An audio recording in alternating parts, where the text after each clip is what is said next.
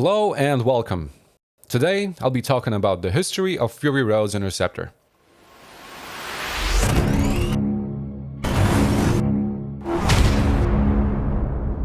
One minute and 24 seconds. That's how long we got to see Max's Interceptor in Fury Road before it got blown up. But the history of this car is way longer. It goes at least 20 years back, and I'll tell you all about it. So, let's start by answering the most important question. What is this car even doing in Fury Road? I mean, it blew up in Mad Max 2, right? Well, Max's original Pursuit Special got destroyed in the second film, and right after it blew up, Max started building himself a new one. Why? Well, Max is hopelessly stuck in the past, and the car is just part of his identity. He's in a coma, man! And George Miller had the idea for Max to be building himself a new car for a very long time. It goes all the way back to the 80s, when he wanted to make a whole TV show about it. In 1987, 2 years after the release of Beyond Thunderdome, George Miller was working on a Mad Max TV series starring John Blake as Max. And according to Mark Sexton, that show was about Max doing jobs for people in the wasteland in exchange for parts for his new Interceptor. Back in the 80s after Thunderdome, George was actually considering doing a television series about Max, where he was actually literally going out each week in an episode, doing jobs for people in order to actually get bits of the Interceptor back, to be able to rebuild the vehicle. And of course, that show was never made, but the idea for a Mad Max TV series came back in 1996, and according to Mark, it's entirely possible that the premise of that show was just the same. But again, that TV show from '96 was not made either because George Miller decided to make Fury Road instead. A film that literally opens with Max and his Interceptor back on his screen. And he still wanted to show us how the car came back, except now in a movie tie-in game that he was making with Cory Barlog back in 2008. And the game never came out. But George would finally show us how the car was put together in the 2015 Fury Road tie-in comic books written by himself, Nicola Thuris, and Mark Sexton. Except he had only one story explaining how Max got the final piece of the car, the engine itself. So Mark Sexton stepped in and filled in the rest of the backstory, which went like this. After Max's car blew up in the second film, he immediately started building himself a new Interceptor.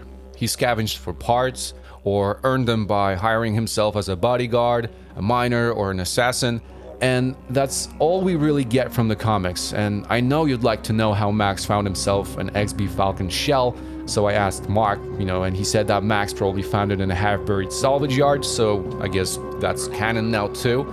So the building process started right after Mad Max 2, and it took years. Because, as it turns out, Max was using his camel wagon from Beyond Thunderdome to move car parts for his new Interceptor. Which means that Max's new Black on Black is canonically somewhere off screen when Beyond Thunderdome is taking place. And by the way, the original script for Beyond Thunderdome shows that Max's camels were loaded up with a bunch of car parts. They just never filmed it, so maybe George Miller wanted to show that Max was building a new car in Beyond Thunderdome? Who knows? Anyhow, the first time we see Max's new Black on Black is in the comic books that take place after Beyond Thunderdome and approximately 2 years before Fury Road. And Max was building his car for over 15 years at that point. But the car is missing the engine, so Max goes to Gastown, he wins the engine in a Thunderdome fight, and then the buzzards steal both the engine and his car, and they put it together, and Max steals it back from them. So, technically, the new Interceptor was finished by the buzzards. And, he's capable enough of putting the stuff together himself or with help. But, the engine might be beyond his ken. I don't think we ever really figured out how that was going to work because we didn't have to. The next time we see Max's car is 2 years later at the beginning of Fury Road. And the car looks rough. I mean, it's all rusty, the rear tire is busted, it's littered with what appears to be a bunch of junk, and the engine barely runs and spits black smoke. It's only a shadow of the original Black on Black. So, what happened? Well, in short, whatever happened to Max in those 2 years turned him into a feral animal. He stopped taking care of himself and his vehicle by extension. We might learn what happened to him from a prequel called The Wasteland, which shows a year of Max's life leading up to Fury Road. And that story is apparently very bleak, and it might explain why he decided to run away from all people. But no matter how far he runs, the voices in his head always catch up. Here they come again. So, at the beginning of Fury Road, Max is planning something sinister. According to script co-creator Nicola Thuris, Max, at the beginning of Fury Road, is planning to go across the plains of silence. Or in plain English, he's going to drive out into the dried out ocean, away from all people and hopefully the voices in his head. He wants to end his suffering, and he really is that desperate. And it's exactly why he turns the Vuvolini around later in the film. They're just about to drive out there into this nothingness, but he won't let them because he knows what's out there. 160 days ride that way. There's nothing but salt. But Max, in his delusion, thinks that he's prepared. He even has a crab trap in the back of the car in case he stumbles upon some water. But in reality, the car is just too clapped out. It's too damaged for the trip, and it's definitely no match for the war boys in their shiny and chrome vehicles. So they run him down in a place called Powder Lakes, as it says on his back tattoo, and just like that, Max's new pursuit special gets destroyed, and his plan gets foiled just 1 minute and 24 seconds into the film. So, let's take a look at all the vehicles they used to bring this car to the screen. The year is 2001, and George Miller is ready to shoot the first version of Fury Road in Namibia, and for that he's gonna need some Ford Falcons to build the new black on black. I managed to track down 3 people who sold their Ford hardtops for that version of the film, and they were Roy Anderson, Paul Spanna, and Jamie Bayer. Let's start with Roy. He sold his jet black Ford Falcon XB500 hardtop in September 2001 for an undisclosed price straight from Chatswood in New South Wales. Unfortunately, nobody really knows what happened to this car after it was sold for the film. The second one was owned by Paul Spanna. It was a green 1973 Ford Falcon XA500 hardtop, and the papers proved that it was a special edition Superbird with a 351 V8, and Paul owned it for only 2 years before selling it for the movie, and this car actually made it to Namibia. The last car is the hero of this story. It is a light blue 1976 Ford XB Fairmont hardtop owned by Jamie Bayer. And it was a project car that started out as a bare shell bought from Wollongong, and Jamie built it using the engine, transmission, differential, and wheels from his other Falcon, this black XC sedan, and the engine was a NASCAR 351 turned into a 383 stroker with a twin manual exhaust and a 4-speed 28-spline top-loader transmission. And Jamie told me that it was a great car, but he just kept getting pulled over in it, so, eventually he got tired of it and he put the car up for sale, and immediately Fury Road's production wanted to buy it. The car was eventually sold for $9,500 Australian dollars in January 2003, and it was shipped to Namibia, where its long life as the Fury Road's Interceptor would begin. The Green Falcon and the light blue Fairmont went to Namibia between September 2002 and March 2003, and landed in the hands of Fury Road's chief mechanic, Australian Mark McKinley, and South African fabricator Alex Wheeler, the owner of Apocalypse Mechanical Monsters. Their task was to turn those cars into quote-unquote the other Interceptor, as in the Pursuit Special built by Max himself. And to build it, they would use fiberglass kits made by Scott Smith back in Australia.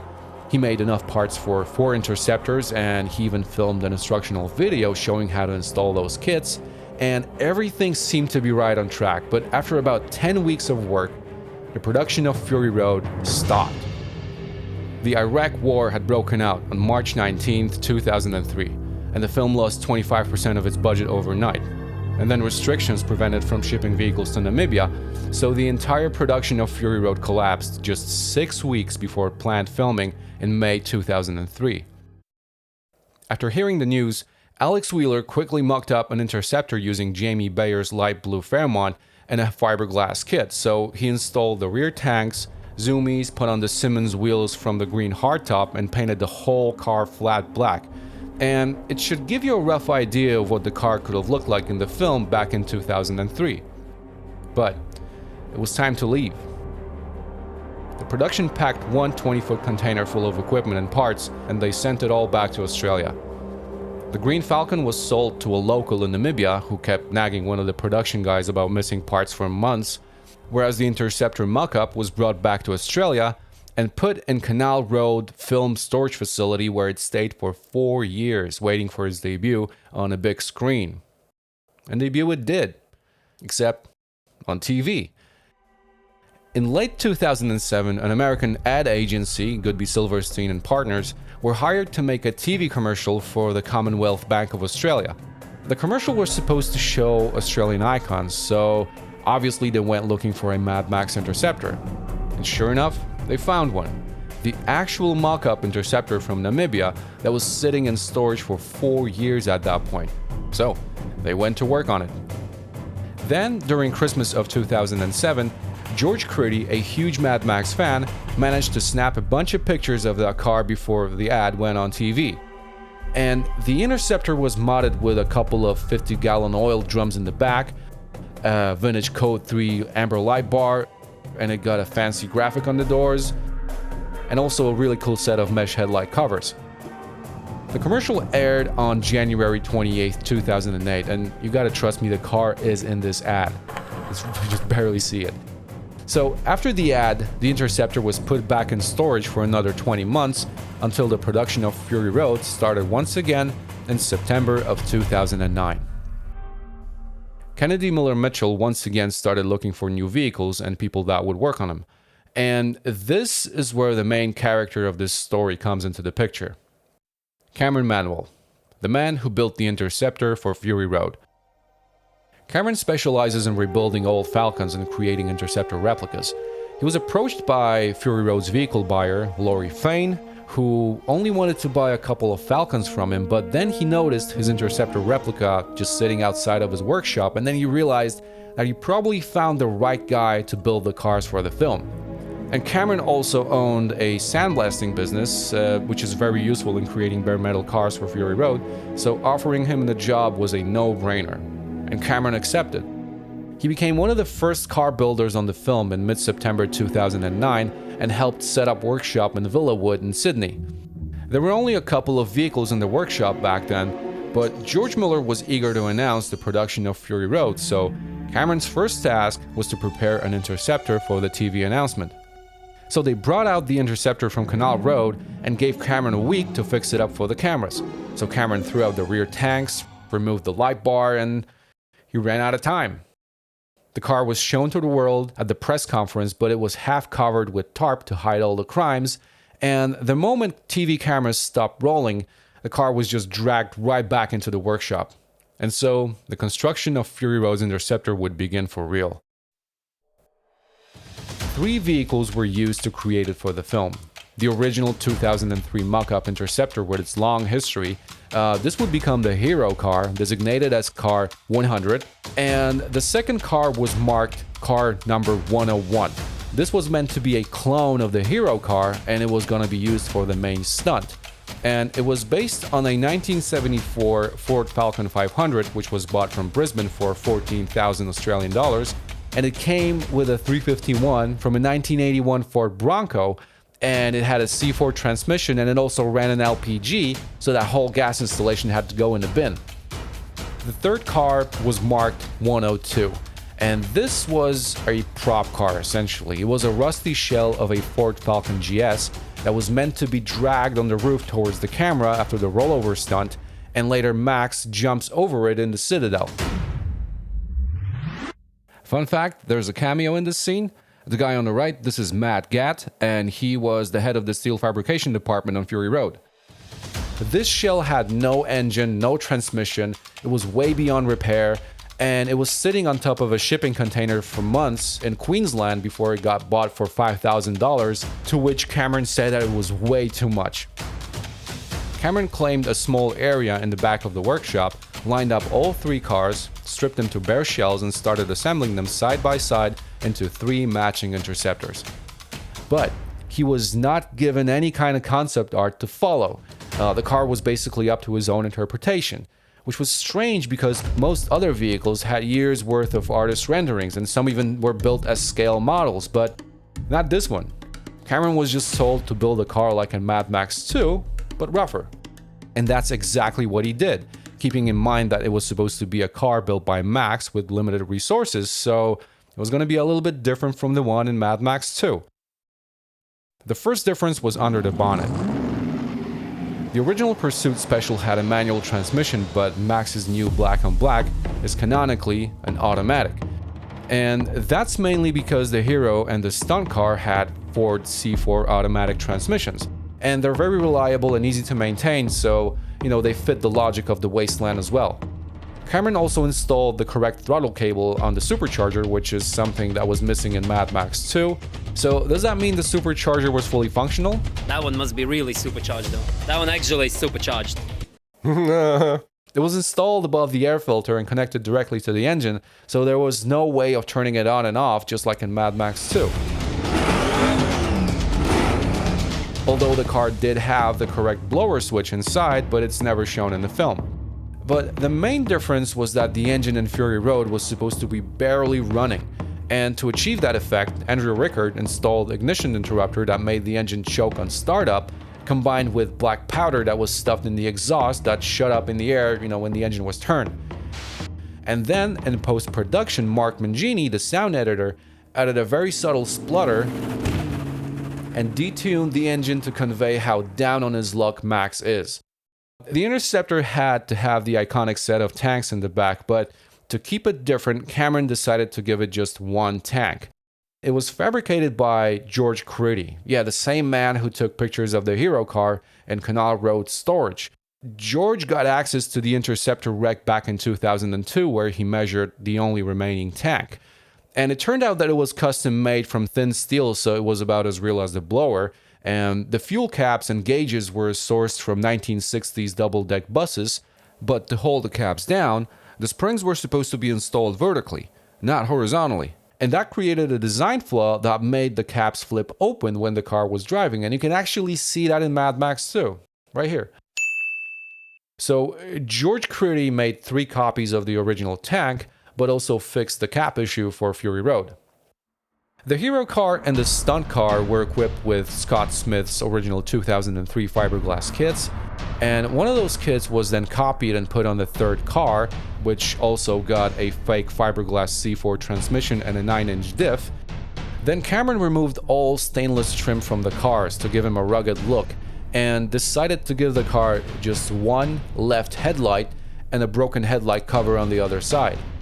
The cover is broken in the shape of Australia, which is a little Easter egg by Cameron, who smashed through half a dozen of Perspex covers just to achieve that effect. He got 5 sets of new functional zoomies, so he threw out the rusty ones that were just spot welded into place and installed the new ones on all the cars. And then at one point, Colin Gibson approached Cameron to make a list of parts that make the Interceptor. And that list was for a tie-in Fury Road game that was supposed to show how Max built this car. So Cameron made a list of essential Interceptor parts and suggested to remove the rear spoiler from the car to make it a rare collectible item in the game. So that part was removed from the car, but Cameron left the visible outline where it's supposed to go. The problem is that the game was never completed, so the film car is now missing the rear spoiler. Cameron did all the bodywork. That included rotating the side marker lights on the Hero car by 90 degrees because it was a late model XB, and he also fixed all the holes from LPG installation on the Stunt car, and then he matched all the rust holes in the lower panels on all 3 vehicles. He also painted the cars himself with satin black paint, but they did not have a spray booth in the workshop, so he waited till everyone went home, and then he painted the cars at night in the doorway.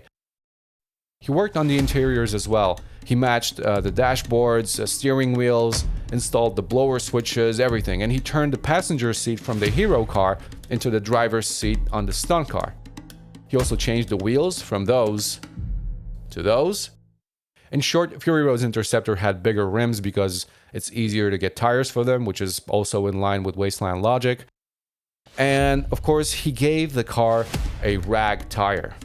And he came up with the basic idea, which meant stretching a narrow tire over a 10-inch rim, filling it with rags, and then he drilled holes in the rim and then effectively tied the tire to the rim, and those wheels were fully functional, and he made one for each car.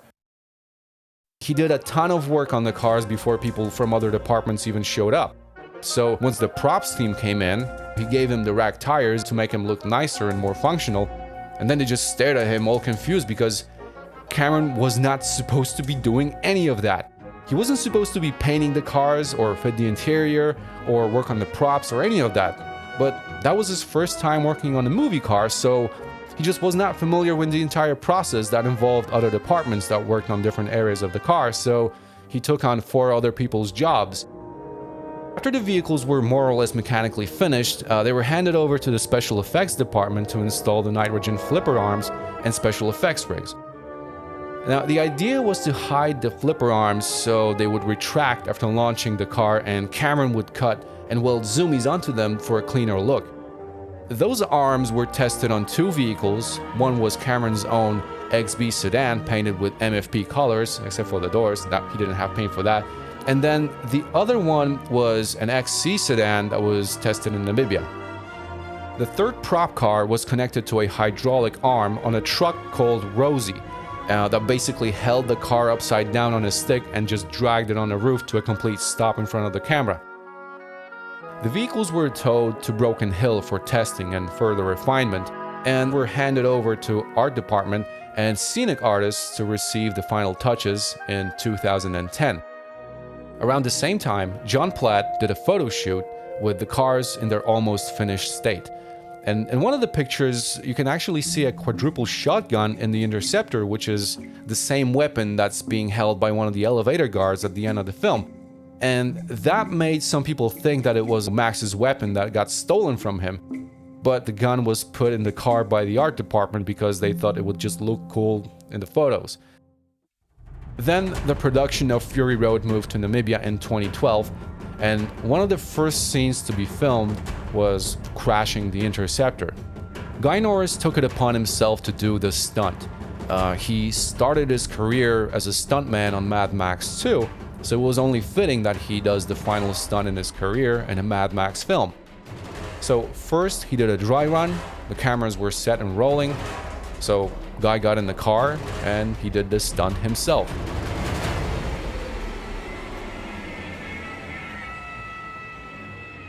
And I'd love to tell you that the hero car of this entire video, you know, the Interceptor from the original version of Fury Road that lived all those years and, you know, survived so many things, that car made it out alive, but unfortunately, that is not the case. You see, the car that Guy Norris rolled was not the purpose-built stunt car. He crashed the hero car, and he used it because it just had a more powerful engine. It had a 383 stroker as opposed to a 351 from a Bronco. So I think, you know, it's a bit of a shame that this piece of history got destroyed, but, you know, what can you do? It is what it is. After the crash, the car 102 was dragged across the sand on the roof, and they filmed it in a way that allowed for a seamless transition between the crash footage and Max crawling out of the car, which created an impressive continuous shot. And what's interesting is that this worst version of the Interceptor, that one actually survived filming and came back to Australia, which is where they filmed this scene in the Citadel with Max jumping over it. As far as the car 101, the clone stunt car, well, it left Namibia and went on an extensive promotional tour all around the world.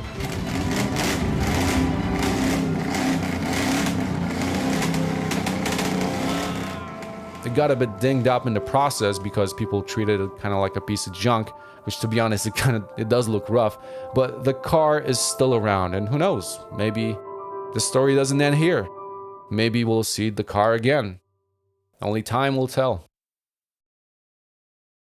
And that is it. That is the history of Fury Road's Interceptor, or at least most of it. I still, haven't talked about why this car keeps getting destroyed in a lot of Mad Max stories, but I think that topic deserves its own video. So, having said that, a huge thank you to Cameron Manewell for providing me with a whole bunch of information, pictures and stories. He even taught me how to read VINs, vehicle identification numbers for old Falcons, which became really useful in making this one. And also a huge thank you to Aaron Audinaw. He is a really talented 3D modeler who provided 3D models that you saw in the video, and you can check out his work down in the description. There's a link.